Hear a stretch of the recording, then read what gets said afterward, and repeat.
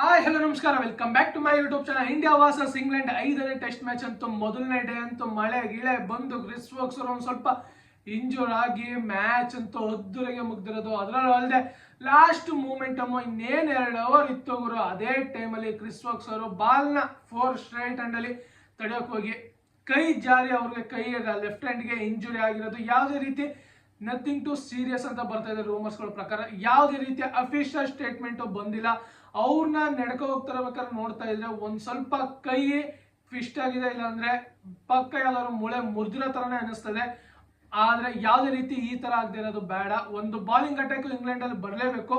ಅಥವಾ strongest bowling attack ಇದ್ದಾಗ ನಮ್ಮ ಇಂಡಿಯಾ ಒಂಥರ ಡಾಮಿನೇಟ್ ಮಾಡಿ ವಿನ್ ಆದ್ರೆ ಬೆಟರ್ ಆಗಿರುತ್ತೆ. ಅದರಿಂದ ಕ್ರಿಸ್ ವೋಕ್ಸ್ ಅವರು ಯಾವುದೇ ರೀತಿ ಇಂಜುರಿ ಆಗದೇನೆ ಅವರು ಬಾಲಿಂಗ್ ಅಟ್ಯಾಕ್ಗೆ ಬಂದ್ರೆ ಚೆನ್ನಾಗಿರುತ್ತೆ. ಏನಾದ್ರೂ ಸೀರಿಯಸ್ ಇಂಜುರಿ ಆಗಿ ಈ ಮ್ಯಾಚ್ ಅಲ್ಲಿ ಅವರು ಬಾಲಿಂಗ್ ಮಾಡೋಕ್ಕಾಗಲ್ಲ ಅಂದ್ರೆ ಪಕ್ಕ ಇಂಗ್ಲೆಂಡ್ ಬಾಲಿಂಗ್ ಅಟ್ಯಾಕ್ ಅಲ್ಲಿ ಒಂದು ಸ್ವಲ್ಪ ಡೌನ್ಫಾಲ್ ಕಾಣಿಸುತ್ತೆ. ನೋಡೋಣ ಏನಾಗುತ್ತೆ ಅಂತ. ಆದ್ರೆ ಇನ್ನ ECB ಇಂದ ಯಾವುದೇ ರೀತಿಯ ಅಫಿಷಿಯಲ್ ಸ್ಟೇಟ್ಮೆಂಟ್ ಬಂದಿಲ್ಲ. ಕ್ರಿಸ್ ವೋಕ್ಸ್ ಅವ್ರ ಬಗ್ಗೆ ಏನು ಮೆಡಿಕಲ್ ಟೀಮ್ ಅವರು ಸಹ ಇನ್ನ ರಿಪೋರ್ಟ್ ಮಾಡಿಲ್ಲ.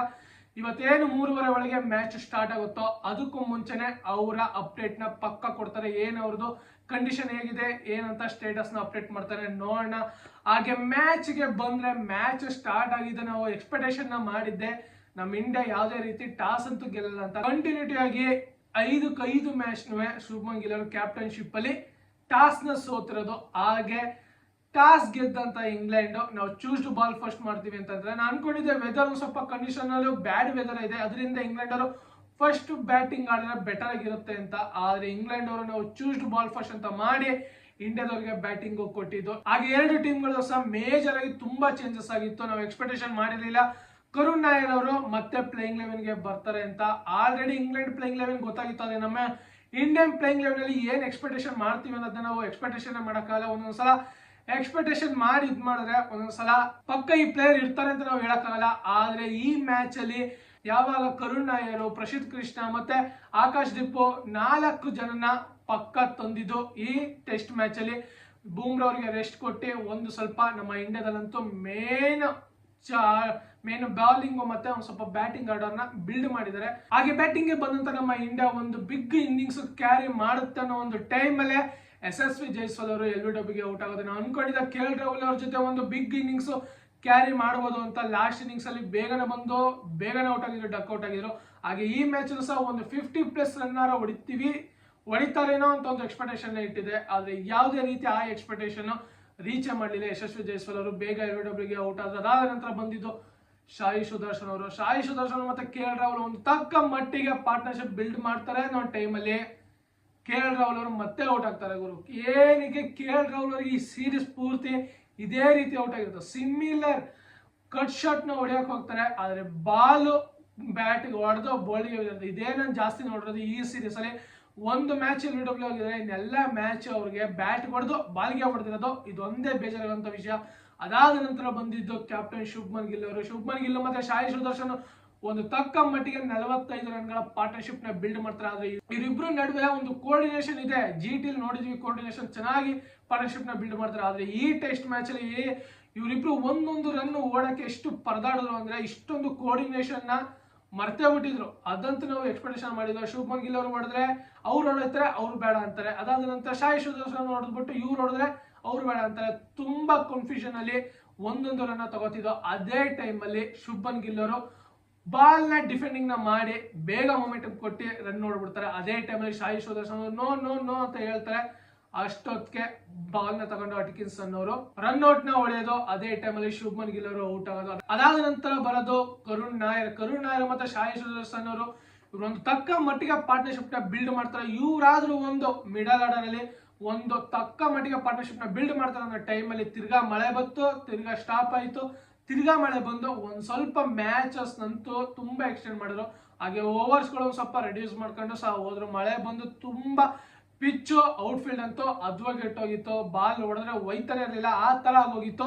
ಅದಾದ ನಂತರ ಸಾಯಿ ಸುದರ್ಶನ್ ಅವರು ಟಾಂಗ್ ಓವರ್ ಅಲ್ಲಿ ಔಟ್ ಆಗ್ತಾರೆ. ಅದಾದ ನಂತರ ಜಡೇಜಾ, ಸಾಯಿ ಸುದರ್ಶನ್ ಇವರಿಬ್ರು ಸಿಮಿಲರ್ ಡೆಲಿವರಿ ಔಟ್ ಆಗಿದ್ದು. ನಾವು ಎಕ್ಸ್ಪೆಕ್ಟೇಷನ್ ಮಾಡಿರ್ಲಿಲ್ಲ ಈ ರೀತಿ ಇಬ್ರು ಹಿಂಗೆ ಔಟ್ ಆಗ್ತಾರೆ. Similar delivery similar catch, keeper catch out ಆಗಿದ್ದು, ಇಬ್ರು ಸಹ ಸಿಮಿಲರ್ ಡೆಲಿವರಿಗೆ ಔಟ್ ಆಗಿದ್ದು.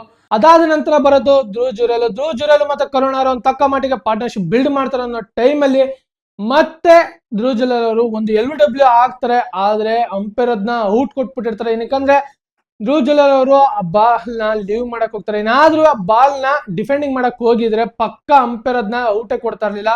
ಅದರಲ್ಲೂ ಅಲ್ಲದೆ ಯಾವಾಗ ಅವರು ಬ್ಯಾಟ್ ನ ಲೀವ್ ಮಾಡಿದ್ರು ಅವಾಗ ಅಂಪೈರ್ ಅದನ್ನ ಔಟ್ ಎತ್ತರು. ಅವಾಗ ತಗೊಂಡಿದ್ದು ರಿವ್ಯೂನ. ಏನಾದ್ರೂ ರಿವ್ಯೂ ತಗೊಂಡಿರ್ಲಿಲ್ಲ ಅಂದ್ರೆ ಪಕ್ಕ ಅನ್ಫಾರ್ಚುನೇಟ್ ಆಗಿ ವಿಕೆಟ್ ಹೋಗ್ತಾ ಇತ್ತು. ಅದನ್ನ ಕರುಣ್ ನಾಯರ್ ಅವರು ಹೇಳಿ ರಿವ್ಯೂನ ತಕೊಂಡು ಅದು ಮಿಸ್ ಆಯ್ತು. ಒಟ್ನಲ್ಲಿ ವಿಕೆಟ್ ಮಿಸ್ಸಿಂಗ್ ಆಯ್ತು. ರಿವ್ಯೂನು ಸಹ ಉಳ್ಕೊಂಡ್ರು, ಅವರು ಸಹ ಉಳ್ಕೊಂಡ್ರು. ಹಾಗೆ ನೆಕ್ಸ್ಟ್ ಬಾಲ್ ನಿಧಾನಕ್ಕೆ ತಾನೇ ಆಡಬೇಕು, ತಕ ಹೊಡೆಯಕ್ ಹೋಯ್ತು ನಮ್ಬಿಟ್ಟು ಹೊಡೆಯಕ್ ಹೋದ್ರು. ಹಾಗೆ ಸ್ಲಿಪ್ಗೆ ಕ್ಯಾಚ್ ಕೊಟ್ಟು ಔಟ್ ಆದ್ರು. ಲಾಸ್ಟ್ ಬಾಲ್ ಔಟ್ ಆಗ್ಬೇಕಾಗಿದ್ರು, ನೆಕ್ಸ್ಟ್ ಬಾಲ್ ಕ್ಯಾಚ್ ಕೊಟ್ಟು ಔಟ್ ಆದ್ರು. ಅನ್ಫಾರ್ಚುನೇಟ್ ಆಗಿ ಧ್ರುವ್ ಜುರೇಲ್ ಅವರು ಔಟ್ ಆಗಿದ್ದು. ಒಂದು ತಕ್ಕ ಮಟ್ಟಿಗೆ ಪಾರ್ಟ್ನರ್ಶಿಪ್ ಬಿಲ್ಡ್ ಆಗುತ್ತೆ ಅನ್ನೋ ಟೈಮಲ್ಲಿ ಮತ್ತೆ ಇವರು ಸಹ ಔಟ್ ಆಗಿದ್ದು. ಅದಾದ ನಂತರ ಬಂದಿದ್ದು ವಾಷಿಂಗ್ಟನ್ ಸುಂದರ್ ಮತ್ತೆ ಕರುಣ್ ನಾಯರ್, ಇವರಿಬ್ರು 87 ಬಾಲ್ಗೆ 51 ರನ್ಗಳ ಪಾರ್ಟ್ನರ್ಶಿಪ್ ನ ಬಿಲ್ಡ್ ಮಾಡ್ತಾರೆ. ಇದೊಂದೇ ನಮ್ಮ ಇಂಡಿಯಾಗೆ ಮೇನ್ ಪಾರ್ಟ್ನರ್ಶಿಪ್ ನ ಬಿಲ್ಡ್ ಮಾಡಿದ್ದು. ಅಲ್ಲಿವರೆಗೂ ಯಾರು ಸಹ ಪಾರ್ಟ್ನರ್ಶಿಪ್ ಬಿಲ್ಡ್ ಮಾಡ್ತಾರಲ್ಲ, 130+ ಬರೋದು, ಬೇಗ ವಿಕೆಟ್ ಹೋಗೋದು. ಹಾಗೆ ಹೈಯೆಸ್ಟ್ ಬಂದಿದ್ದು ಅಂದ್ರೆ ಅದಕ್ಕೂ ಮುಂಚೆ 45 ಪಾರ್ಟ್ನರ್ಶಿಪ್ ಬಂದಿದ್ದು ಸಾಯಿ ಸುದರ್ಶನ್ ಮತ್ತೆ ಶುಭ್ಮನ್ ಗಿಲ್ ಅವರು.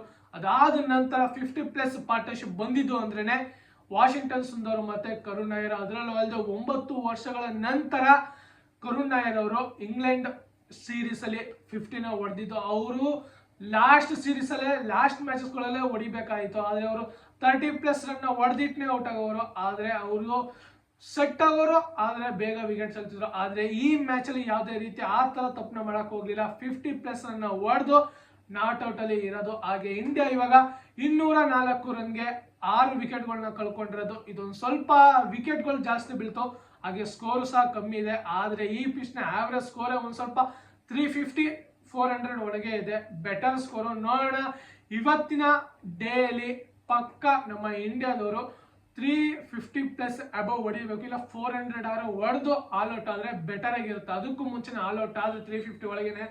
ಇಂಗ್ಲೆಂಡ್ ಅವರು ಒಂದ್ ಸ್ವಲ್ಪ ಟಕ್ಕು ಅಂತೂ ಆಡಲ್ಲ. ಪಕ್ಕ ಅವರು ಲಾಸ್ಟ್ ಮ್ಯಾಚ್ ನೋಡಿದ್ವಿ, ಯಾವ ರೀತಿ ಆಡ್ಬೇಕು ಅದೇ ರೀತಿನೇ ಆಡೋದು, ಓಡಿ ಆಡ್ದಂಗೆ ಆಡ್ತಾರೆ. ಅದರಿಂದ ನಮ್ಮ ಇಂಡಿಯಾದವರು ಒಂದ್ ಸ್ವಲ್ಪ 400+ ಹೊಡೆದ್ರೆ ಬೆಟರ್ ಆಗಿರುತ್ತೆ. ನೋಡೋಣ ಏನಾಗುತ್ತೆ ಅಂತ. ಹಾಗೆ ನನ್ನ ಪ್ರಕಾರ ಇವತ್ತಿನ ಡೇ ಅಲ್ಲಿ ಕರುಣ್ ನಾಯರ್ ಅವರು 100ನ ಹೊಡಿಬೇಕು. ಲಾಂಗ್ ಇಯರ್ ಆಗೋಯ್ತು, 9 ವರ್ಷಗಳ ನಂತರ 50 ಹೊಡೆದಿರೋದು. ಹಾಗೆ 9 ವರ್ಷಗಳ ನಂತರ 100 ಬಂದ್ರೆ ಅವರ ಬ್ಯಾಟಿಂಗ್ ಇಂದ ಅದ್ದುಗಿರುತ್ತೆ. ನೋಡೋಣ ಏನಾಗುತ್ತೆ ಅಂತ. ಒಟ್ಟಿನಲ್ಲಿ ಈ ಎರಡು ಪಾರ್ಟ್ನರ್ಶಿಪ್ ಏನು 7ನೇ ವಿಕೆಟ್ಗೆ ಪಾರ್ಟ್ನರ್ಶಿಪ್ ಬಿಲ್ಡ್ ಆಗಿದೆಯೋ, ಈ ಪಾರ್ಟ್ನರ್ಶಿಪ್ ಒಂದು 150-200 ಪಾರ್ಟ್ನರ್ಶಿಪ್ ಬಿಲ್ಡ್ ಆದ್ರೆ ಬೆಟರ್ ಆಗಿರುತ್ತೆ ನನ್ನ ಪ್ರಕಾರ ಈ ಡೇ 2 ಅಲ್ಲಿ. ನೋಡೋಣ ಏನಾಗುತ್ತೆ ಅಂತ. ಅದರಲ್ಲೂ ಅಲ್ಲದೆ ಇಂಗ್ಲೆಂಡ್ ಬಾಲಿಂಗ್ ಅಲ್ಲಿ ಒಂದು ಸ್ವಲ್ಪ ಮಿಸ್ಟೇಕ್ ಹೊಡೆಯುತ್ತೆ. ಅದರಲ್ಲೂ ಅಲ್ಲದೆ ಕ್ರಿಸ್ ವೋಕ್ಸ್ ಅವರು ಅವೈಲೇಬಿಲಿಟಿ ತುಂಬಾ ಮುಖ್ಯ. ಆದ್ರೆ ಅವರು ಇಂಜುರಿ ಆಗಿರೋ ಕಾರಣ ಅವ್ರದ್ದು ಇನ್ನೂ ಅಪ್ಡೇಟ್ ಬಂದಿಲ್ಲ. ನೋಡೋಣ ಏನಾಗುತ್ತೆ ಅಂತ. ಒಟ್ಟಿನಲ್ಲಿ ಬಾಲಿಂಗ್ ಅಟ್ಯಾಕ್ ಅಂತೂ ಅದ್ದೂರಿಯಾಗಿದೆ ಇಂಗ್ಲೆಂಡ್ ಅಲ್ಲಿ. ಕ್ರಿಸ್ ವೋಕ್ಸ್, ಅಟ್ಕಿನ್ಸನ್, ಟಾಂಗ್, ಓವರ್ಟನ್, ಬೇತಲ್ ಅವ್ರನ್ನ ಒಂದ್ ಸ್ವಲ್ಪ ಸ್ಪಿನ್ನರ್ಸ್ ಆಗಿ ಇದ್ ಮಾಡ್ತಾ ಇದಾರೆ. ಈ 4 ಸ್ಟ್ರೀಮರ್ಸ್ ಗಳಂತೂ ಬೆಂಕಿ ಬಾಲಿಂಗ್ ಮಾಡ್ತಾ ಇರೋದು. ನೋಡೋಣ ಏನಾಗುತ್ತೆ ಅಂತ. ಒಟ್ಟಿನಲ್ಲಿ ಡೇ 2 ಇಂಡಿಯಾದವರು 400+ ರನ್ ಹೊಡೆದ್ರೆ ಬೆಟರ್ ಆಗಿರುತ್ತೆ. ಹಾಗೆ ಯಾರ್ಯಾರು ವಿಡಿಯೋ ನೋಡ್ತಾ ಇದ್ರೆ ಲೈಕ್ ಮಾಡಿ, ಶೇರ್ ಮಾಡಿ, ಮತ್ತು ನನ್ನ ಯೂಟ್ಯೂಬ್ ಚಾನಲ್ ಸಬ್ಸ್ಕ್ರೈಬ್ ಮಾಡಿ. ಹಾಗೆ ಇದೇ ತರ ಮುಂದೆ ನೋಡಿದ್ರೆ ಸಿಗೋಣ.